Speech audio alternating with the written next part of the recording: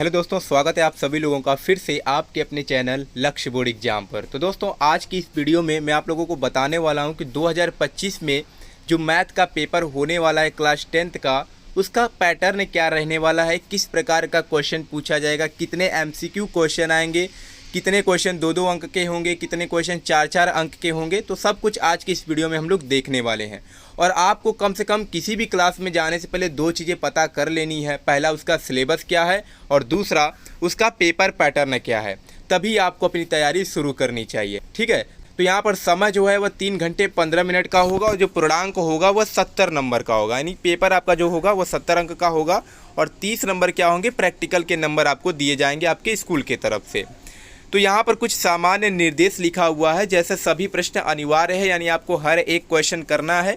इस प्रश्न पत्र में 2 खंड हैं। पहला है खंड अ, जिसमें कि 20 अंक के 20 बहुविकल्पीय प्रश्न हैं, जिनके उत्तर आपको OMR सीट पर देना होगा। ठीक है, आगे दिया है कि OMR पर अंकित किए जाने के पश्चात उसे न तो काटना है और न ही इरेजर अथवा व्हाइटनर आदि का प्रयोग करके आपको उसको मिटाना है। ऐसी गलतियां आपको नहीं करनी है। अगर आप ऐसा करते हैं तो वहां पर आपका जो नंबर है वो काट लिया जाएगा। दूसरा है कि दूसरे खंड ब में 50 अंक का वर्णनात्मक प्रश्न होगा, यानी 2-2 अंक के 4-4 अंक के क्वेश्चन पूछे जाएंगे। इस खंड में कुल 5 प्रश्न होंगे। ठीक है, जो खंड ब है। और आगे दिया है कि प्रत्येक प्रश्न के प्रारंभ में स्पष्टतः लिख दिया गया है कि उसके कितने खंड करने हैं। तो ये सब आपको निर्देश अच्छे से पढ़ लेना है, तभी आपको पेपर हल करना है। तो पहला है खंड अ, जैसा कि ऊपर बताया गया था कि 20 अंक का 20 बहुविकल्पीय प्रश्न पूछा जाएगा। जैसे पहला क्वेश्चन है कि किन्हीं दो संख्याओं का एलसीएम 60 तथा एचसीएफ 3 है, एक संख्या 12 है, तो दूसरी संख्या क्या होगा। इसका उत्तर आपको कमेंट बॉक्स में बताना है।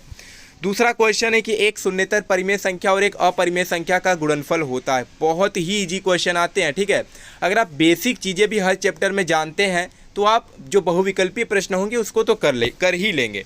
ठीक है, ऐसे ही देख सकते हैं तीसरा, चौथा, 5वां क्वेश्चन है, फिर 6 नंबर क्वेश्चन दिया हुआ है। मतलब हर चैप्टर से एक एक 2-2 क्वेश्चन दिए गए हैं। फिर आगे दिया 8वां क्वेश्चन कि x² + kx - 5/4 बराबर 0 का एक मूल 1/2 है, तो k का मान ज्ञात करना है। दो त्रिभुज समरूप कब होते हैं ये आपको बताना है। ठीक है, फिर त्रिभुज से क्वेश्चन है, फिर त्रिकोणमिति से क्वेश्चन है। तो सारे क्वेश्चन यानी हर एक चैप्टर से क्वेश्चन दिया जाएगा। फिर आता है खंड ब, और यहाँ से जो पहला क्वेश्चन स्टार्ट होगा वह 2 अंक का होगा। जैसे दिया है कि स्पष्ट कीजिए कि 3 × 5 × 7 + 7 एक भाज्य संख्या क्यों है। 2 अंक का क्वेश्चन है। यदि cot थीटा बराबर 7/8 है तो 1 + sin theta 1 - sin theta upon 1 + cos theta 1 - cos theta का मान निकालिए। तो पहले खंड में कुल 6 क्वेश्चन होगा, जो कि 2-2 अंक का होगा।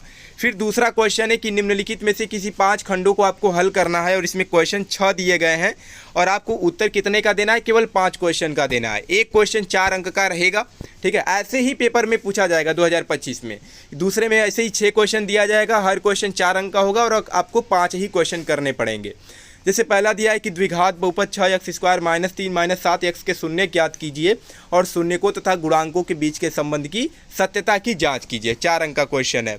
दो संख्याओं के वर्गों का अंतर 180 है, छोटी संख्या का वर्ग बड़ी संख्या का 8 गुना है, तो दोनों संख्याएं ज्ञात कीजिए।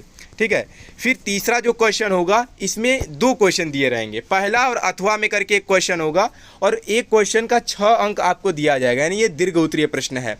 जैसे दिया है कि 2 अंकों की एक संख्या एवं उसके अंकों को उलटने पर बनी संख्या का जो योग है, जो योगफल है, वह 66 है। यदि संख्या के अंकों का अंतर 2 हो तो संख्या ज्ञात कीजिए। अगर ये आपको नहीं आता है तो अथवा में नीचे वाला क्वेश्चन भी कर सकते हैं। 5 वर्ष पूर्व नूरी की आयु सोनू की आयु की 3 गुनी थी। 10 वर्ष पश्चात नूरी की आयु सोनू की आयु की 2 गुनी हो जाएगी, तो नूरी और सोनू की आयु कितनी है, यानी आपको वर्तमान आयु बताना है उन दोनों का। फिर चौथा क्वेश्चन में भी 2 क्वेश्चन होगा, अथवा में करके एक दिया जाएगा, और एक क्वेश्चन 6 अंक का होगा।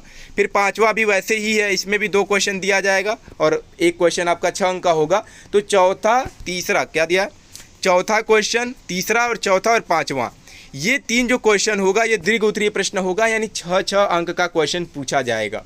और ऐसे ही 2025 में भी होगा। तीसरा, चौथा और 5वां में 6 क्वेश्चन दिया जाएगा, जिसमें आपको 3 करना होगा, और प्रत्येक क्वेश्चन 6 अंक का रहेगा।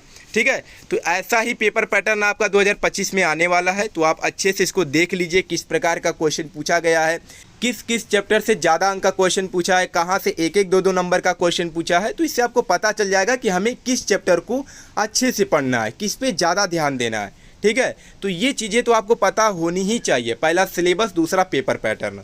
और अगर आपने और सब्जेक्ट का अगर नहीं देखा है पेपर पैटर्न, तो उसका लिंक जो है इस वीडियो के डिस्क्रिप्शन बॉक्स में मिल जाएगा, जा करके हिंदी का भी देख लीजिए और इंग्लिश हो गया, साइंस हो गया, इन सब का भी आप अपना पेपर पैटर्न जान लीजिए कि कैसा पेपर आने वाला है। तो उन सभी वीडियोज़ का जो लिंक है इसके डिस्क्रिप्शन बॉक्स में मिल जाएगा, ठीक है। तो चलिए मिलते हैं नेक्स्ट वीडियो में एक नए टॉपिक के साथ, तब तक के लिए धन्यवाद।